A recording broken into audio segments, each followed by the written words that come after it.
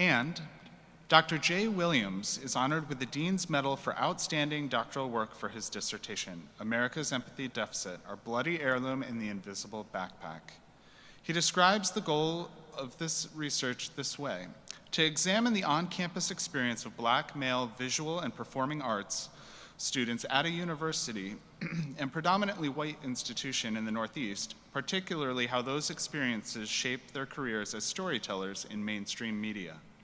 In nominating James' dissertation for recognition, his dissertation advisor wrote, "This dissertation in practice has had far-reaching impact and has opened the door to a new way of supporting male visual and performing arts students, both locally and globally.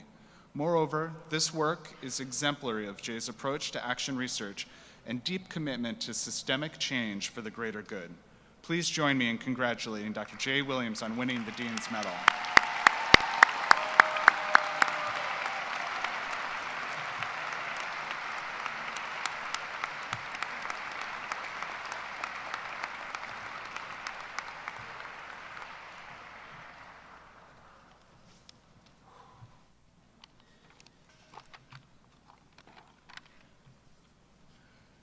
What's up, family? How y'all doing?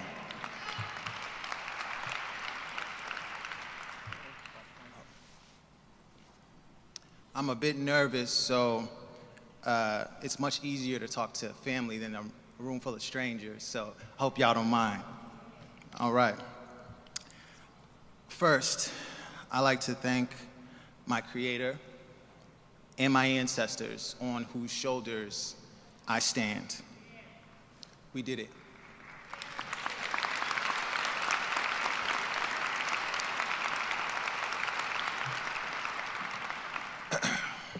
To my dissertation committee, Dr. Parenti, Dr. Spears, Dr. Portnoy, my classmates, my professor, my high school English teacher, and Dean Fields. I'm forever grateful for you all and this honor. Thank you. We did it.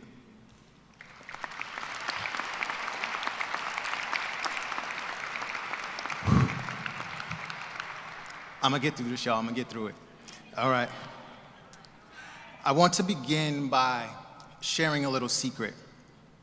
Although I am standing in front of you all filled with gratitude and humility as the honoree of the prestigious Dean's Medal Award, I am still in awe because I don't know how I made it here in one piece. To be prepared to grapple with and process your own emotional trauma of what I describe in my dissertation as America's Empathy Deficit wasn't in the doctoral program admission application, not in one of the course syllabi, and any of the countless book titles or journal articles that I read to get me to this moment. However, it was a much needed process to endure. It laid the groundwork for discovering new ways to think and subsequently heal. To consistently find the mental, physical, and emotional stamina to give this work the care and attention it deserved revealed parts of me that I didn't know existed. The process of self-discovery within the backdrop of the COVID-19 global health pandemic is a journey that I will never forget, and one that I will always hold gratitude for its lessons personally and professionally. I want to share with you the anchor to my dissertation. It's a short excerpt from the introduction, which was written as an open letter addressed to my undergraduate alma mater. We'll call them Storytelling University. Without finding the courage to write this letter, I am confident that I would not be here with you today. So I'd like you all to listen to this with an open mind and an open heart. Dear Storytelling University, we met in the fall of 2006 in the so-called Majestic Theater during new student orientation. Looking up at the welcome home banner in the foyer, I immediately wondered, who's home? As the assembly began, I panned the room as I do in most large crowds, noticed the student to the left of me look familiar, and the same for the right, as well as the row in front and the row behind. They looked familiar not because I had known them, but because I was in a space where my black body was one of few in a sea of white bodies, and like in most moments in my education career, I felt alone in a room full of people. My invitation to your home did not make for the expression of my black culture, so I'm confident that you did not know this, but I grew up in a house where many would consider my parents old school. They came from an era where children were to be seen and not heard, a generation where the streetlights were used as more than just to see at night, but as an indication that it was time to go home before mom had to come look for you. As a child, my independence went as far as I could hear the music playing from the record player that my dad had blasting in the living room, spilling into the streets of our neighborhood. These experiences, along with many others, are essential to understand as they laid the foundation for my awareness and how I move in the world. From a young age, I was conditioned to keep my thoughts to myself. My limitations were set by the time on the streetlights or how far I could go away from the house to where I could no longer hear the voice of Stevie Wonder's Golden Lady playing in the distance. Imagination and curiosity were curbed and replaced with hard work, good grades, and sports. Most mornings before elementary school, I would hear the voice of my parents almost in unison, echoing 2 words through the stairwell just before the door closed and the lock clicked: be safe. Sitting in that seat in orientation next to these familiar bodies and listening to all the speakers, of which not one shared the same tone and voice, dialect, or skin, felt all too familiar and foreign at once. The thoughts, feelings of questions of do I belong, and if I do, how do I navigate in this space with this black body? I sunk down in my poorly padded seat, knees pressed against the back of another, unable to comfortably move my 6'4" frame without thinking about how oppression had lodged itself into my psyche through the years. I began searching for answers as fast as the questions that clouded my thoughts, which felt like shuffling a deck of cards, hoping on my life that I would pull an ace. It was my optimism, though, that this time would be different and I no longer would have to ignore my creative curiosity and finally let the awareness of my black body be secondary to the art that I yearn to share with the world. Early on, I had to learn the rules of survival, like knowing how to look non-threatening when walking into a store or an elevator, knowing when to stop and put your hands up when responding to police with yes, ma'am, no, ma'am, yes, sir, no, sir, music off, all windows down, and interior lights on, and for the love of God, never, ever ask why you were stopped in the first place. An extreme perspective for some, but for me, it can be the difference between life and death. Even in the moments that I write this letter, America feels like it's on fire.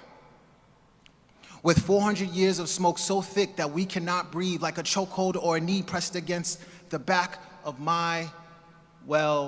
our community's necks. Although it still hurts, I finally have the strength to look at the headlines, read the articles, or even say out loud the names: Trayvon Martin, Tamir Rice, Ahmaud Arbery, Eric Garner, George Floyd, Breonna Taylor, and not even a week ago, less than 500 miles from this place that we sit in Buffalo, New York, Aaron Salter, Ruth Whitfield, Pearl Young, Catherine Massey, Hayward Patterson, Celestine Chaney, Roberta Drury, Marcus Morrison, Andre McNeil, Geraldine Taylor, and countless others whose breath has been taken away from them far too early. This is America. This is America's empathy deficit.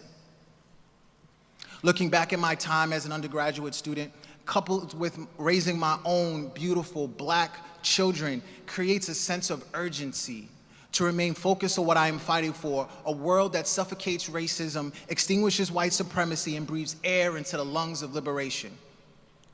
Despite the memories of loneliness in my life, I have learned to embrace the concept of we.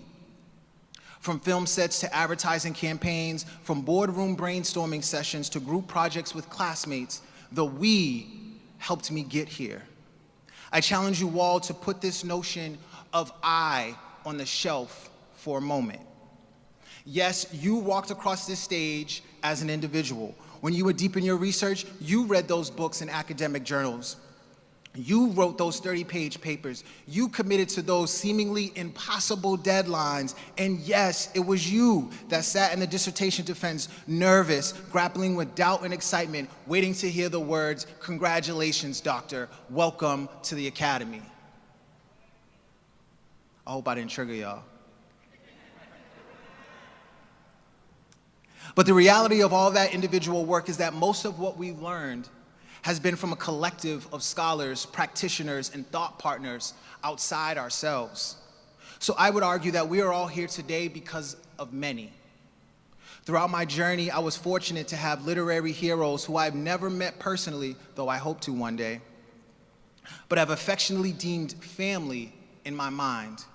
Brilliant scholars such as Uncle Derek, Derek Bell, Uncle Eddie, Dr. Eddie Glod, my big brother Ta-Nehisi, Ta-Nehisi Coates, my big sister Nikki, Nicole Hannah Jones, Uncle Jimmy, James Baldwin, my play cousin Ibram, Dr. Ibram Kendi, Uncle Mike, Dr. Michael Eric Dyson, and one of my favorites, Auntie Joy, Dr. Joy DeGrew.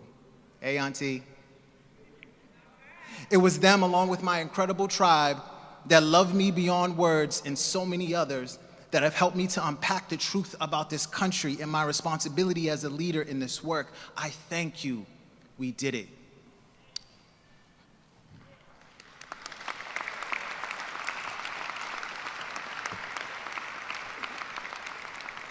The saying goes, it takes a village to raise a child, and I believe it takes that same village to change the world. We are made to work with and appreciate one another. Such sentiment needs admission of its truth. Oftentimes, we fail to remember that truth. I ask you to take a moment today to acknowledge that we need one another to ensure our own successes. We need our ancestors, parents, spouses, friends, colleagues, professors, and mentors. Them, along with our life experiences, all play a role in our growth as entrepreneurs, professionals, community leaders, artists, and activists, but more importantly, our growth as humans. We are all here today because at some point, somebody, somewhere inspired us, and now it is our turn to inspire others. I've dedicated my life to telling my stories, my story and the stories of others, so much so that the body art that you see on my neck today is a symbol known as Vishuddha, or the throat chakra. It symbolizes originality, expression of your authentic voice, and speaking your truth. It serves as my constant reminder and permanent affirmation to no longer keep my thoughts and my voice to myself, to push through the discomfort of fear and judgment. And in this process, I hope to encourage everyone that I meet and you today to do the same, to share with us your story, your gifts, your truth, because all our stories matter. If you cannot be the poet, then be the poem. If you cannot be on the front lines, then speak up behind the scenes. If you cannot offer the seat at the table, then ask who is not there and why.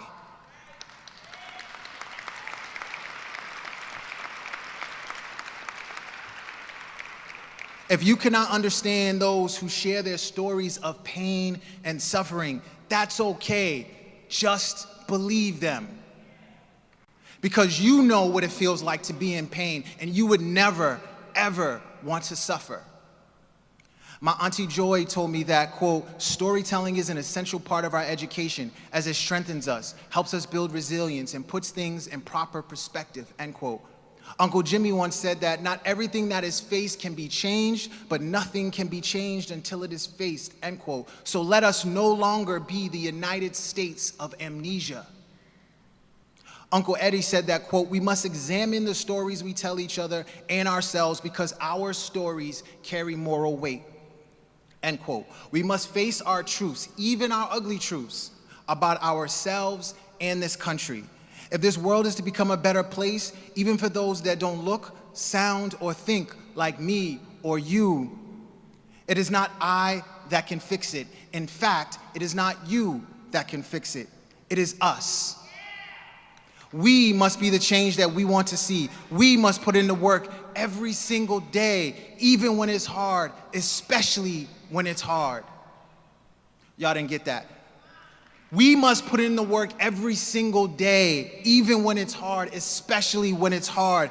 I encourage you all to grab the hands of the person sitting next to you or in the row in front or the row behind. And while you're holding that hand, think less about the I and focus more on the we and see how far that takes us. See how much we can accomplish so that no one,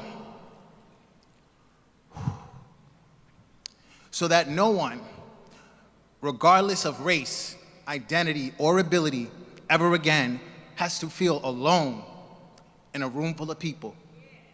If we are going to finally erase America's empathy deficit, the world is going to need you to think about us. Because in the end, all we have is us. We are our ancestors' wildest dreams, so let's act like it. Thank you.